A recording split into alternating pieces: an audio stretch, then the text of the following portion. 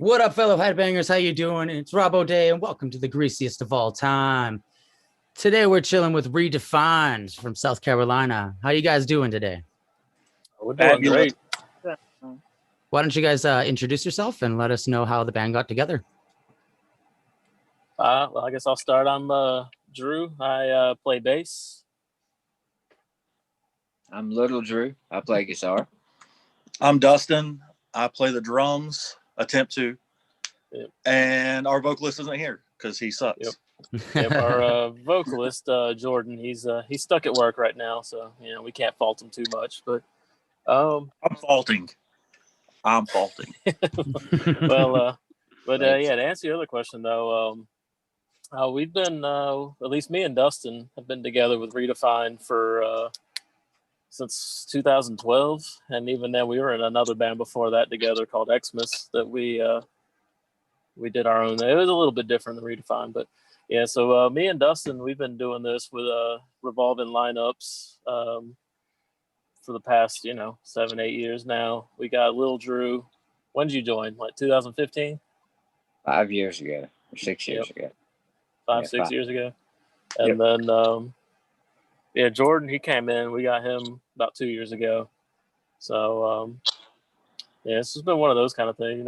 We've known each other forever. We knew both of them from different bands since even before they were with us. That's awesome. That's my bass player. I've known him since kindergarten. Oh, But nice. we've never played together in music, but our bands have played shows side by side for 20 years. And I walked into audition and he was there and I was like, what the fuck are you doing here? And he's like, what are you doing here, dude? So it was kind of a funny experience when you get to link up with people that you know and make something magical, right? So right. You guys have developed a really cool metal with hip hop style. And I myself do that hip hop because I was a touring hip hop artist and I do screaming and singing. So it was really cool to see another band that has a vocalist who's so diverse and who can change and go.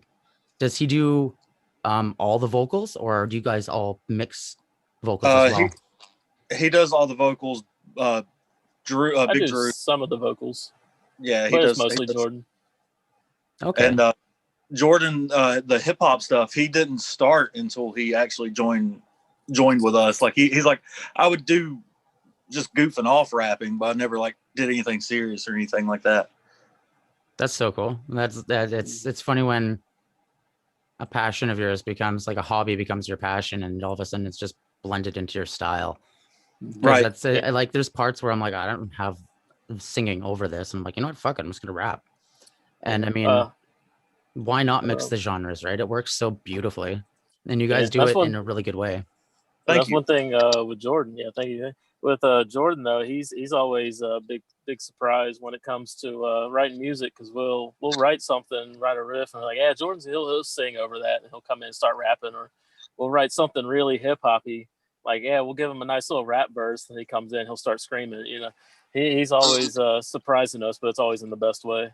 Yeah, and that's the best way to keep your members of your band on their toes, right?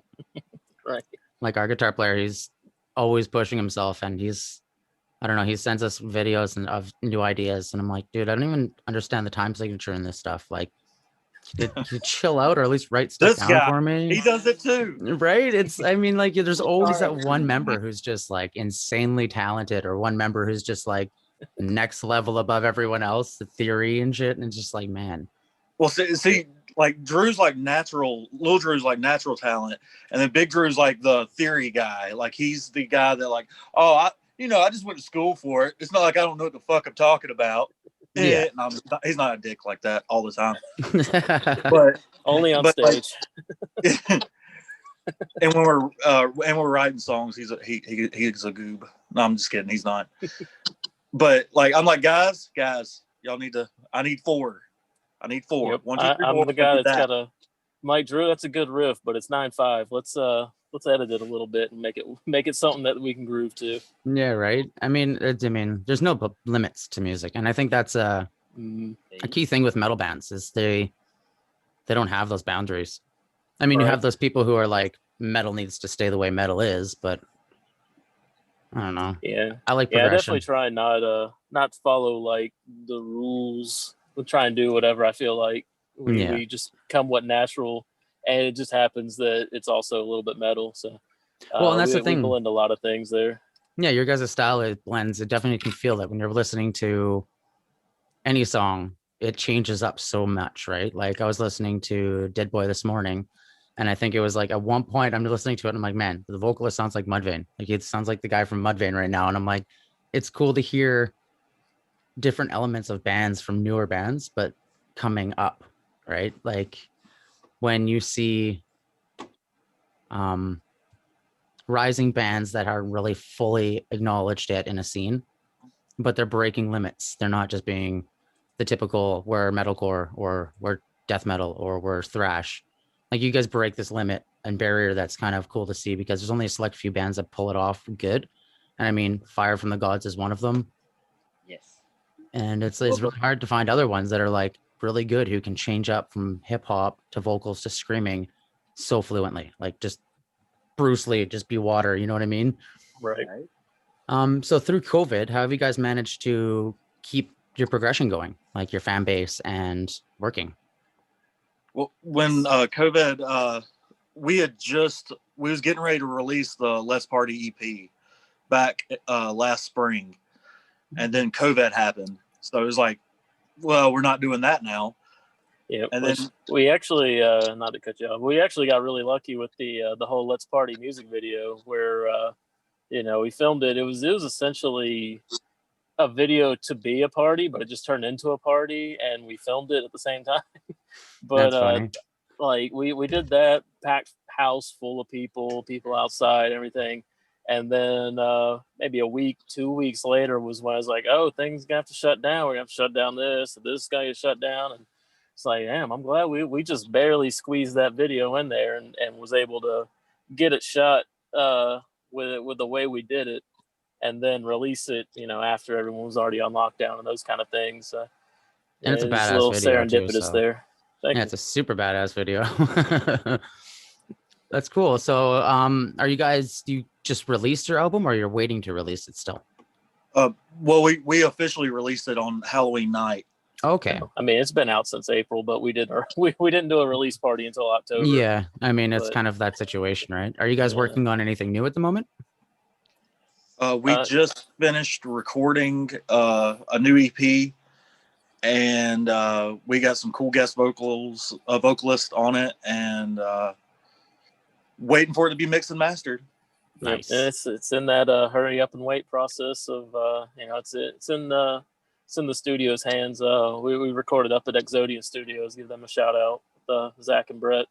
They're in the process of getting everything mixed and mastered, and we're looking forward to hearing it just as much as I'm sure other people are too. Right. I know that's how I'm feeling right now. I've got to lay down vocals for the rest of the EP, and I'm just waiting for the rhythm guitars to come back, like our mixing for it, so I can hear everything and then start working. And I'm like itching to hear it. I'm like, fuck, I want to see it's done to it. It's such an awesome bad feeling at the same time. It's like, man, come on, hurry up, but you don't want to rush them and make them sound shitty. Yeah. It's like, you get a little yeah, you do. You definitely it's like Christmas, right? Yeah, like, no doubt. I just want to see my presents. How long have you guys all been performing individually? Like how long collectively? I was gonna say to break it down into stages, I've been playing bass for about 20 years. The first band that I was in back when I was in like high school, so that would have been like 2005. And that was when I started really performing out, but nothing too serious. It was just like, a couple little things here and there. We weren't too serious, one of those, like, we'll practice every once in a while. Maybe we'll get a show. Once a week practice. Yeah. And then when I joined Xmas, that was when I started performing out more seriously. That would have been like 2007. Something like that. Yeah. Okay. When I started playing, like me and my guitarist at the time, we all like started learning our instrument at the same time. And we played like a bullshit battle of the bands in the high school at our high school, and it sucked. And then like fast forward a year, we had like a year full of house shows and parties and like real gigs. And we played another Battle of the Bands, and like we had like a legit crowd, and it was kind of cool. I got wrote up for inciting a riot. It was kind of cool, but that's metal as fuck.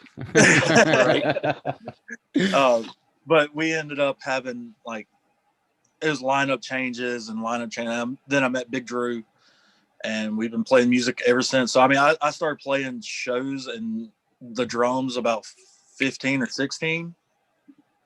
And I mean, I've always kind of taken it serious, but I've always played like emotion more, I guess.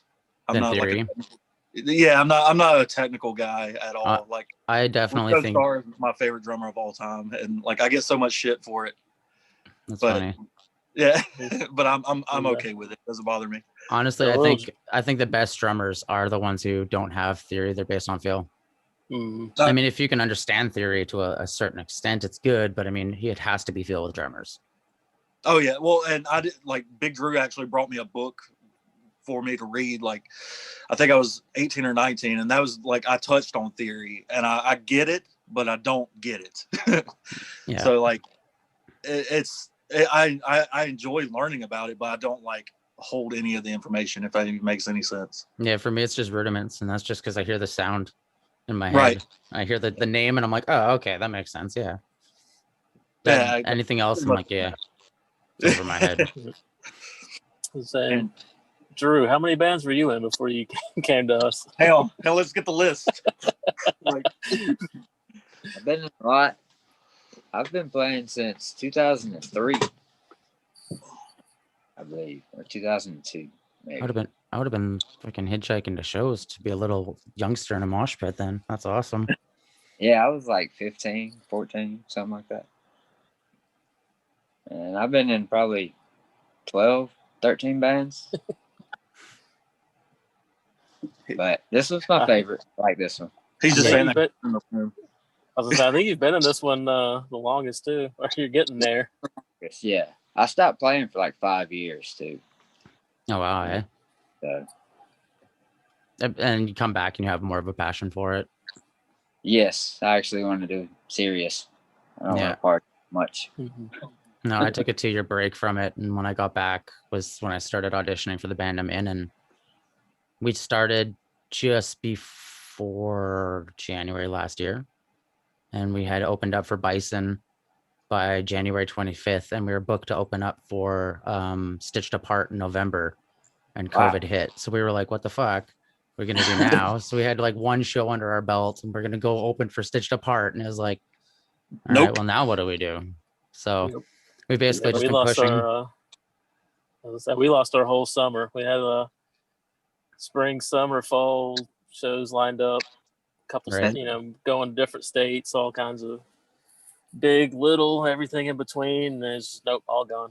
I know, it's so heartbreaking. Like, so many bands have set up so long and spent so long setting up a tour. So it doesn't just take like a week and a half, It takes like a good 6 to 8 months to set up a solid tour. And it's every day phone calls, emails, talking to people, let alone practice. And I don't think people realize that, but musicians deal with, right? Yeah. Well, they think that everything's still in the like 70s, like, or the 80s, like hair metal scene, like, they're just banging chicks and whatever. Yeah. It's like, no, none of that. We're all virgins. Nope. The fun on stage part that people see is about 5% of what we actually do. Yeah. The rest of it's all behind the scenes work. Yeah, it's so true. I saw a meme, and it was like 70s musicians or 70s rock stars, and it was Slash laid out on the ground with a bottle of booze and just out cold. And then it was like 2020 musicians, and it was a dude with a cup of tea in front of a computer and a guitar. And I'm like, yeah, That's I mean, exactly it. I mean, it's like we're living in an ocean full of fish, but it's definitely hard to get up the ranks. No doubt. How have you guys managed to do that so far? Grind, just hustling. Like, all right, we got, and just learning how to market and that kind of stuff. Yeah, we worked with a manager to help get the social media algorithms down. Right. You know, learn best time to post things. You got to learn the secrets, the science behind social media mm-hmm. and marketing. That's been the biggest thing, especially with COVID and no shows. You know, it's only been releasing videos, trying to do photo shoots, anything where we can keep posting anything to engage with people and keep them interested in us on their minds, so when we do come back full, that they'll still remember us. Yeah, and I think it's the deciding factor for bands right now is if they're gonna let it stop them and just kind of sit there and see like, oh, my fans gonna be there when I get back, or have they pushed and tried to make another 10,000 online? And I mean, there's an extent you take, like, yeah, you can get a TikTok and put some videos up, but you don't have to do the trends. You know what I mean? Like, that's the biggest thing is what's trendy and what's not. It's like, I think being true to social media and your art versus just being trendy on social media for your art is key. Because I see a lot of bands on social media that are following the fads with the pictures and the dances and stuff. And you're like, I thought you were musicians, yo. Like, where's the content of what you playing a guitar? Like, so where's you singing? So I definitely think that it separates who's dedicated enough. And I think that's a good thing in a flooded market. It'll weed out the members who, not members, but bands that were given that break, even though they might not have deserved it, I guess I could say, because it's going to open up a lot.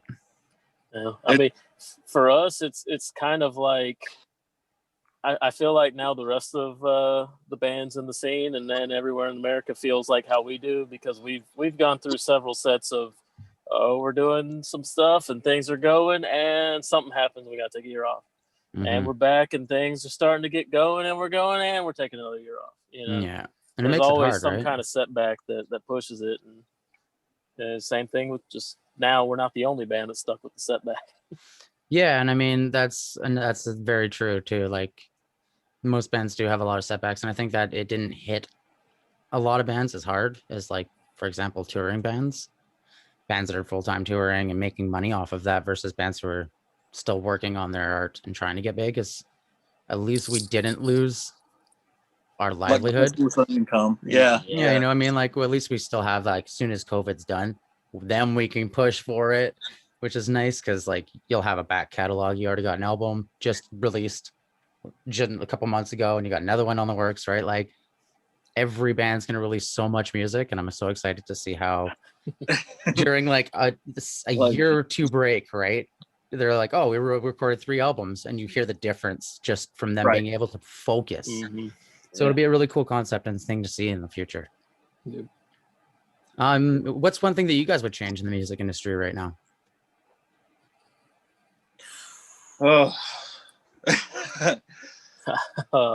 That sounds like a Dustin question. I got to stew on that one in a minute. I think I have a tick in my eye now. No, I just honestly wish, this is such a naive wish, I guess. I just wish it wasn't so cutthroat. And I wish more people would, like, actually work together on trying to build, whether it's building a scene up or building anything, just building anything and being, like, positive about it instead of just like, I'm gonna, shit on whoever any way I can. Mm-hmm. Yeah, that's always, it's been a thing, especially here in the Carolina scene, both north and south. But there's always like a division when everyone should be working together to help build everybody up. But there's always like, here's these bands, then they work together, but these other bands, they don't like these bands, and so they're gonna work. And it's, why are we fighting? We're all in this together for the same goal. Yeah, we're all struggling. We're all starving. You know what I mean? When we're on tour, we're all greasy. We're all tired. Yeah. There's no difference between us. I know that's one reason me and my bass player started Enigma, was to kind of build a community behind metal music, at least, so that there's a connection. So, like, if you guys want to go to Canada, there's a handful of bands that you've met through Enigma, you know what I mean, or watched, interviewed, you can contact. And it's things like that to build that network, because 2005 to 2010, there was a huge network of bands. Bands worked with each other constantly to help promote each other and help do shows and make epic venues in reality. But it died. I don't know when, but the music scene all over the world just died, and it became people won't even pay $5 to go see 5 bands, which is $1 a band. Like, that's a weird concept to me from 10, 15 years ago growing up, where I would hitchhike to a show to go spend $20. You know what I mean? Right. So Yeah, I feel the internet kind of ruined that with a lot of people as soon as they realized, oh, I can get music for free. Oh, why would I want to pay for music? They should pay me. They owe me to. right. You know. It's turned from loving the artist to the artist has to give me what they have. So it becomes almost a battle between artists and fans, or But, potential fans. I don't know. We try and love everybody. We're very supportive. Our music is as a friend of mine, he described our music as aggressive positivity, and that's the way that we try to.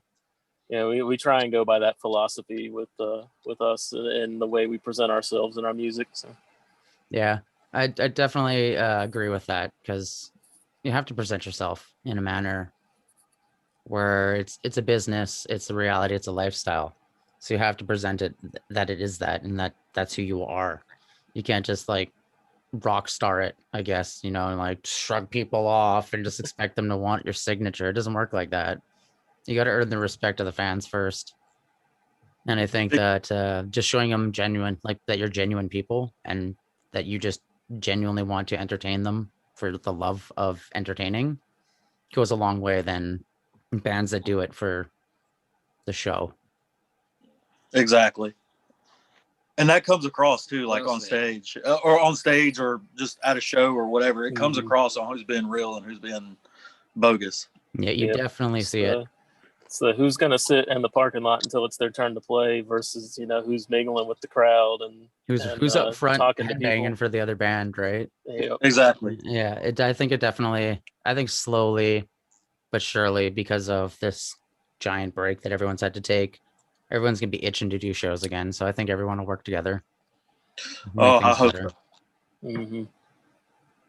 Is there go ahead. No, I said I hope so. I was just agreeing. Oh, fair enough. Is there anything you guys want to say to the viewers or the world? We love you guys. Don't catch COVID. Yeah, really. Don't catch COVID. Right. Yeah. Be safe. Wash your hands. Yes, thanks for all the support, for the people that are listening, that actually do that have heard us before, supported us. If you haven't heard us before but you're a fan of the show, then go check out our music and let us know if you like it, and if you don't like it, don't tell us. If they don't like it, they'll tell us. Right. Oh, I know. Yeah, we're used to it. People are not shy to tell us when they don't like us, but that's back to our philosophy. Usually, if we post a video somewhere and we get a comment that just like says, "Oh, sucks," or so that kind of stuff, we're just like, "Oh, sorry, it's not your cup of tea," and thanks for your input. Usually sometimes they'll start talking to you and then they'll turn around like, "Oh, you guys are actually pretty cool, and I'll give you another shot." And right. Yeah, we had some dude on our YouTube channel that like literally went through every song just to make a comment, and they're all negative, and we're like, all right, dude, it takes you more time to type that out than it does for me to delete it. You know what I mean? So it doesn't really bother me. I don't haters, I love the haters. I used to have a hat that said that when I did hip hop, just to piss people off. Cool. Well, if you got haters, that means you're doing something right. Exactly right. Awesome. Well, it was good talking to you guys. We'll have to do this again soon. Hell yeah. I look forward to doing another one with you. This was pretty fun. Cool, guys. Well, you stay safe, and I'll talk to you soon. Have a good one. Yeah, have a good night, man.